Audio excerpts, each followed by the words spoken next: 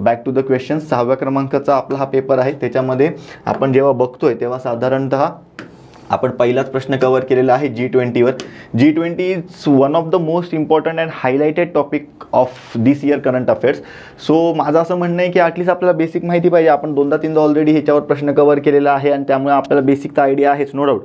पण असंही होऊ शकतं राजांनो की G20वर आपल्याला करंटमधनं प्रश्न नाही येता, इकॉनॉमीच्या अँगलने प्रश्न येईल. कारण जसं मी तुम्हाला म्हटलं की हेच आपण बॅचमध्ये सांगणार आहोत की कुठल्या प्रश्नाला कुठल्या बीटला कुठल्या अँगलने प्रश्न येईल. त्यामुळे आपली ती सुद्धा तयारी असणं गरजेची आहे इकॉनॉमिकल अँगलने. बघा काय आहे, G20 शिखर परिषद 2023 साली भारतात पार पडली. ऑब्व्हियसली यजमानपद कोणाकडे होतं?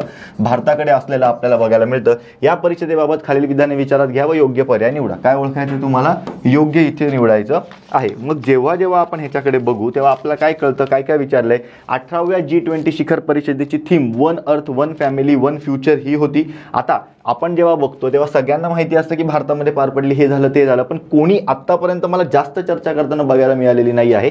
ती कितवी तिची आवृत्ती होती? तर लक्षात ठेवायची 18वी आवृत्ती, 18वी G20 परिषद जी होती ती भारतात पार पडली. हे महत्त्वाचं आहे. आणि या शिखर परिषदेची थीम आपल्याला one earth one family one future हे आपल्याला बघायला मिळते. मग आपण त्याचा एक प्रकारे लोगो सुद्धा बघितलेला आहे आणि त्याचा एक प्रकारे मोटो सुद्धा बघितलेला आहे. आपण काय, तो वसुधैव कुटुंबकम.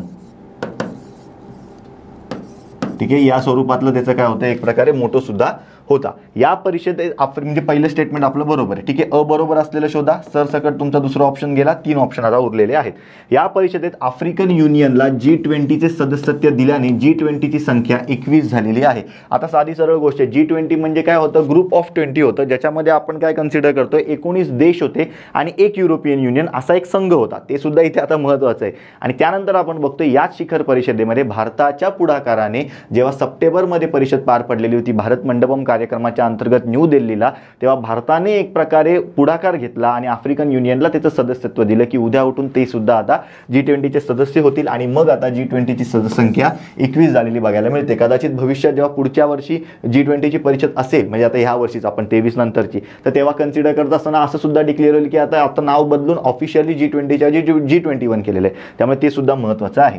ठीक आहे, दुसरंही स्टेटमेंट बरोबर आहे. आफ्रिकन युनियन हा G20 मध्ये सामील होणारा पहिलाच प्रादेशिक गट आहे. नाही, मी काय म्हटलं तुम्हाला, जेव्हा G20 होतं तेव्हा आपल्याला काय बघायला मिळत होतं, 19 त्याच्यामध्ये काय होते, देश होते आणि एक काय होता, युरोपियन युनियन होता. म्हणजेच काय होता, तो एक प्रकारे प्रादेशिक गट होता. आणि आता जेव्हा 2023ला आपण भारताच्या माध्यमातून आफ्रिकन युनियनला सदस्यत्व दिल्यानंतर हा पहिला नाही मित्रांनो, हा आपल्याला सेकंड एक प्रकारे प्रादेशिक गट बघायला मिळतो. म्हणून हे स्टेटमेंट आपल्याला इथे चुकीचं आहे. क स्टेटमेंट चुकीचं आहे. अ आणि ब बरोबर असलेले तिन्ही ऑप्शन होते. क स्टेटमेंट चुकीचं असल्यामुळे हा कट झाला. आता अ ब इथे कॉमन आहे, अ ब इथे कॉमन आहे. आता ड बघायचे फक्त.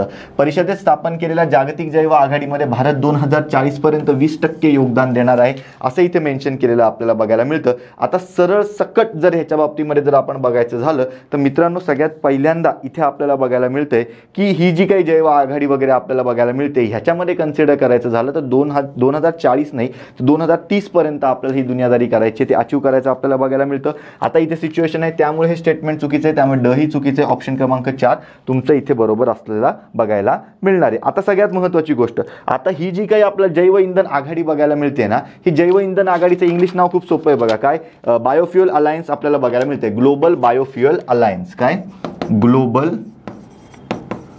Biofuel alliance.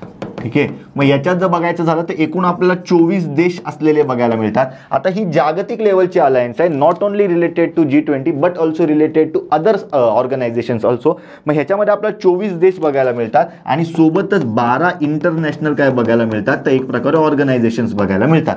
मग या 24 देशांमध्ये सर्वच्या सर्व देश एक प्रकारे G20चे आहेत का, तर तसं नाहीये मित्रांनो. या 24 देशांमध्ये आपल्याला 8 देश जे काय बघायला मिळतात हे G20चे आहेत. त्यानंतर कन्सिडर करत असताना G20चे जे इन्व्हायटीज असतात, ज्यांना आपण वेळोवेळी बोलवतो, असे आपल्याला 4 देश बघायला मिळतात. इन्व्हायटीज ऑफ G20 आणि उरलेले 8 आणि 4 12 सोडल्यानंतर 12 जे उरलेले देश आपल्याला बघायला मिळतात हे आपल्याला नॉन G20 बघायला मिळतात आणि ह्यांचं पहिलं टार्गेट आहे की एक प्रकारे कन्सिडर करायचं 2030 पर्यंत आपल्याला काही गोष्टी कव्हर करायच्या आहेत. आता हे 8 देश कुठले हे सुद्धा आपल्याला माहिती असणं इथे गरजेचं आहे आणि हे 4 बाकीचे 12 तुम्ही सोडून द्या. बाकीचे 12 आले तर तुम्हाला कळून जाणार आहे, असं नाही येणार की नक्की 12 कुठले.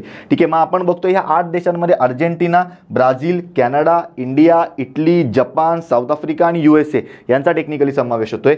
G20च्या इन्व्हायटीजमध्ये आपल्याला कोणाचा समावेश होतोय? बांगलादेश, मॉरिशस, सिंगापूर आणि UAE. असाही प्रश्न येऊ शकतो की 2023 साली G20चे इन्व्हायटीज म्हणून कोण कोण होते, तर हे 4 देश आपल्याला माहिती पाहिजेत. बांगलादेश, मॉरिशस, सिंगापूर आणि UAE यांचा आपल्याला समावेश असलेला बघायला मिळतो. आणि ह्याची जी काही पूर्णपणे G20ची शेवटची परिषद जी होती ही 9 आणि 10 सप्टेंबर 2023ला आपल्याला न्यू दिल्ली या भारताच्या राजधानीच्या ठिकाणी असलेली बघायला मिळते. आणि ते जे काय पूर्णपणे भवन उभारलेलं होतं किंवा ते जे काय पूर्णपणे एक प्रकारे होस्ट जागा होती त्याला नाव काय दिलेलं होतं?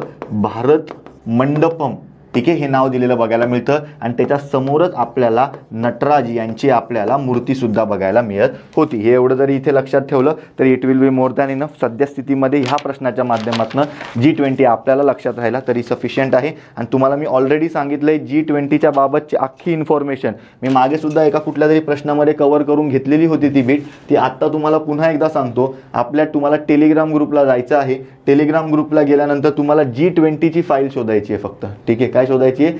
G20 सर्च केलं तरी तुम्हाला त्याचा एक प्रकारे ॲक्सेस सापडू शकतो. ती PDF जर तुम्ही एक प्रकारे पाहिली तर तुम्हाला कुठलाही त्याच्यामध्ये वेगळं इतर गोष्ट करण्याची गरज लागणार नाही, हे तुम्हाला मी स्पष्टपणे सांगतो. त्यामुळे ती PDF जी काय आहे ती तुम्ही एकदा बघून घ्यायची, तुम्हाला माहिती असणं इथे गरजेचं आहे. ठीक आहे, एकच मिनटं. समजा ही बीट आहे, ही G20ची आपल्याला PDF बघायला मिळते. ही एवढीच बीट जरी केली तरी it will be more than enough. बाह्य काहीही करायची गरज लागणार नाही. याच्यामध्ये तुम्ही नीट बघा, ही आपण स्वतः बनवलेली आहे. पूर्णपणे कुठल्या कशासाठी इम्पॉर्टंट आहे काय वगैरे ते सुद्धा दिलं आहे. वसुधैव कुटुंबकम, one earth, one family, one future हा आपण एक प्रकारे लोगो सुद्धा पाहिले, म्हणजे टॅगलाईन पाहिला आहे. लोगोमध्ये आपल्याला भारत असं आणि इंडिया हे दोन्ही लिहिलेलं होतं. त्यानंतर कमळाचं चिन्ह, त्याच्यामध्ये असलेली पृथ्वी हे आपल्याला विचारलं जाऊ शकतं आणि हे सगळं कशामध्ये होतं? तिरंग्यामध्ये आपल्याला बघायला मिळतं. ठीक आहे, त्यानंतर आपण बघतोय G20 म्हणजे काय? स्थापना 26 सप्टेंबर 1999ला, 21 सदस्य, 19+2 क्लिअर कट लिहिलेलं आहे. 2 कुठले? आफ्रिकन युनियन आणि युरोपियन युनियन हे आपण बघतोय. सप्टेंबर 2023ला समावेश झाला आणि हे एक प्रकारे 19च्या 19 देश. युरोपियन युनियनचं किंवा G20चं काय फेमस आहे की जगाच्या एक प्रकारे 80% आपल्याला GWP बघायला मिळतो. जगाच्या एकूण 75% व्यापार G20 राष्ट्रांमध्ये होतो. 203 म्हणजे जवळजवळ ऑलमोस्ट, आता आपण जर 8 बिलियन झालेलो आहोत तर 8/3 म्हणजे नाही म्हटलं तरी एक साधारणतः 6 बिलियनच्या दरम्यान वगैरे पॉप्युलेशन आपल्याला G20मध्ये बघायला मिळते. आणि जगाच्या एकूण 60% क्षेत्रफळ या देशांनी एक प्रकारे व्यापलेलं आहे. 2008 पासून वर्षातून एक तरी बैठक आपल्याला G20ची बघायला मिळते. स्थापना कधीची? 1899 आणि वर्षाच्या 2008 पासून एकदा तरी बैठक होते. नेतृत्व कोण करत असतं यांचं? तर लक्षात ठेवायचं, जे काही हेड ऑफ द गव्हर्नमेंट असतात ते फायनान्स मिनिस्टर आणि फॉरेन मिनिस्टर हे कंपल्सरी असतात आणि बाकीचे गरजेनुसार परिषदेनुसार आपल्याला बघायला मिळतात. पण आपले गव्हर्नमेंटचे आपले जे काही हेड असतात ते म्हणजे आपल्या देशामध्ये कोण कन्सिडर करू आपण? राष्ट्रपती आणि त्यांच्या वतीने पंतप्रधान. ठीक आहे, इथे राष्ट्रपती देशाचे प्रमुख आहे. गव्हर्नमेंटचे प्रमुख कन्सिडर करायचं तर म्हणजे एक्स ऑफिशियो वगैरे आणि डी ज्युरे डी फॅक्टो आपण जे बघतो ते, आणि फायनान्स मिनिस्टर फॉरेन मिनिस्टर हे महत्त्वाचे. पर्पज काय असतं की बाबा एक प्रकारे प्रगती वगैरे करा, ह्याच्यावर साधारणतः प्रश्न नाही येणार. पण आपण जर बघितलं झालं तर आपल्याला काय काय केलं बघायला मिळतं की आता हे इथं महत्त्वाचं आहे की सदस्यांचं वर्गीकरण 5 गटांमध्ये केलं जातं. भारत ग्रुप 2 मध्ये होतं आणि यानुसारच यजमानपद ठरतं. काही जण म्हणत होते बघा की पहिल्यांदा यांच्या XYZ नेतृत्वामध्ये G20चं यजमानपद भारताला मिळालं. काही मिळालं नसतं, हे लाईनीत जाणारी गोष्ट आहे, हे लक्षात ठेवणं इथे गरजेचं आहे. भारताच्या इथे कन्सिडर करायचं झालं तर भारतासोबत आपल्याला या ग्रुपमध्ये रशिया, साऊथ आफ्रिका आणि टर्की हा बघायला मिळतो, हे इथे लक्षात ठेवणं गरजेचं आहे. भारत अध्यक्ष कधी होता? 1 डिसेंबर 2022 पासून 30 नोव्हेंबर 2023 पर्यंत भारत अध्यक्ष होता. भारताने ते अध्यक्षपद इंडोनेशियाकडनं घेतलेले होते आणि आता 2024ला कुठे जाणार आहे? ते ब्राझीलमध्ये जाणार आहे. 2024 जर आपण इथे नीट चेक केलं तर तुम्हाला ब्राझीलमध्ये परिषद पार पडत असलेली बघायला मिळणार आहे. आणि कोण कोण इन्व्हायटीज असतात? परमनंट इन्व्हायटीज तर इथे दिले बघा. एशियन कंट्रीज असतात त्या, FSB कंट्रीज, ILO, त्यानंतर IMF, स्पेन, औडा नेपाडा, ओशियाड, UN, म्हणजे वर्ल्ड बँक आणि वर्ल्ड ट्रेड ऑर्गनायझेशन हे आपल्याला बघायला इथे मिळतात. कायमस्वरूपी इन्व्हायटीज की ते सदस्य नाही आहेत पण त्यांना बोलवलं जातं. ठीक आहे. G20 मध्ये सर्वात प्रबळ अर्थव्यवस्था ऑब्व्हियसली USA, चायना, युरोपियन युनियनची बघायला मिळते. जपान, जर्मनी आणि भारताचा क्रमांक या G20च्या संघटनांमधल्या अर्थव्यवस्थेमध्ये एकूणात सांगायचं जातं 6वा आपल्याला बघायला मिळतो. G20 सर्वाधिक लोकसंख्या ऑब्व्हियसली आता आपल्याला भारताची बघायला मिळते कारण आपण जागतिक लेवलला सर्वात जास्त लोकसंख्येचे झालेलो आहोत. त्यानंतर महत्त्वाचं म्हणजे या अधिकाऱ्यांबद्दल सुद्धा प्रश्न येऊ शकतो. अमिताभ कांत यांची आपल्याला G20चे शेर्पा म्हणून नियुक्ती केलेली आपल्याला बघायला मिळते. हे प्रमुख व्यक्ती आपल्याला इथे कन्सिडर केले जातात. प्रश्न आला तर इथे येणार .G20चे शेर्पा म्हणून कोणाची नियुक्ती केली होती तर अमिताभ कांत. हे आपल्याला लक्षात ठेवणं गरजेचं आहे. बाकीची नावं फक्त एकदा वाचून घ्यायची. त्यानंतर महत्त्वाचं म्हणजेच काय चीफ कोऑर्डिनेटर G20चे आपल्याला कोण बघायला मिळत होते हर्षवर्धन सिंगला हे आपल्याला बघायला मिळत असलेले बघायला मिळतात. हे सुद्धा महत्त्वाचं आहे. म्हणजे शेर्पा कोण अमिताभ कांत आणि एक प्रकारे चीफ कोऑर्डिनेटर कोण हर्षवर्धन सिंगला हे असं लक्षात ठेवलं तरी सफिशियंट आहे. त्यानंतर महत्त्वाची गोष्ट म्हणजेच काय हे जे आपण बघितलं इंडोनेशियाकडनं घेऊन आपण ब्राझीलला हँडओव्हर केलेलं आहे. हे मेंबर कंट्रीज या मेंबर कंट्रीजवर सुद्धा प्रश्न येऊ शकतो. प्रिलिम्सला नाही आला तरी साधारणतः GS3चा तर भाग आहेत पण ॲटलीस्ट हे मेंबर कंट्रीज आपल्याला माहिती पाहिजेत. त्यानंतर इन्व्हायटीज कोण कोण आहेत हे इथे आपण बघितले. आपण कुठले 4 बेसिक इन्व्हायटीज असतात ते आता ह्याच्यामधले. त्यानंतर एक प्रकारे भारतामध्ये कुठल्या कुठल्या मीटिंग झाल्या हे आपण एक प्रकारे दिलेलं आहे आणि मंथ वाईज बैठका दिलेल्या आहेत की डिसेंबरमध्ये कुठे झाली ही बैठक साधारणतः. त्यानंतर जानेवारीमध्ये कुठल्या बैठका झाल्या जानेवारी 2023 मध्ये, फेब्रुवारीमध्ये या बैठका कुठे झालेल्या आहेत असं पूर्णपणे एक प्रकारे सप्टेंबरला जे काही भारत मंडपम झालेलं होतं तिथपर्यंत आपण या पूर्णपणे बैठका मांडलेल्या बघायला मिळतात. त्यामुळे ते आपल्याला माहिती असणं गरजेचं आहे. सप्टेंबर 2023 शेर्पा मीटिंग न्यू दिल्लीला झालेली होती आणि भारत मंडपम वगैरे आपण इकडनं कन्सिडर करतो. हे इथे क्लिअर कट दिलेलं आहे भारत मंडपमच्या बाबतीमधली. ही इन्फॉर्मेशन इथे लक्षात ठेवायची. प्रश्न आपल्याला येऊ शकतो पूर्णपणे या सर्व अँगलवर. ठीक आहे. आता महत्त्वाची गोष्ट म्हणजे काय एक गोष्ट लक्षात ठेवायची ह्याच्या बाबतीमध्ये जर आपल्याला वन लाईनर प्रश्न आला तर तो कंबाईनला येऊन जाईल की एखादी परिषद कुठे वगैरे भरली होती. राज्यसेवेला प्रश्न आला तर हाय चान्सेस आहे या परिषदेच्या करंट इन्फॉर्मेशनबद्दल या करंटमधनं या परिषदेच्या बेसिक जे काही मी तुम्हाला 1999 वगैरे सांगतो याच्या माध्यमातून जर बघायचं झालं तर साधारणतः इकॉनॉमीमधनं आणि वेगवेगळ्या या ज्या काही परिषदा झाल्यात ह्या जोड्या लावा स्वरूपात आपल्याला येऊ शकतात. त्यामुळे ह्याची सुद्धा तयारी आपल्याला असणं गरजेचं राहिलं. ठीक आहे.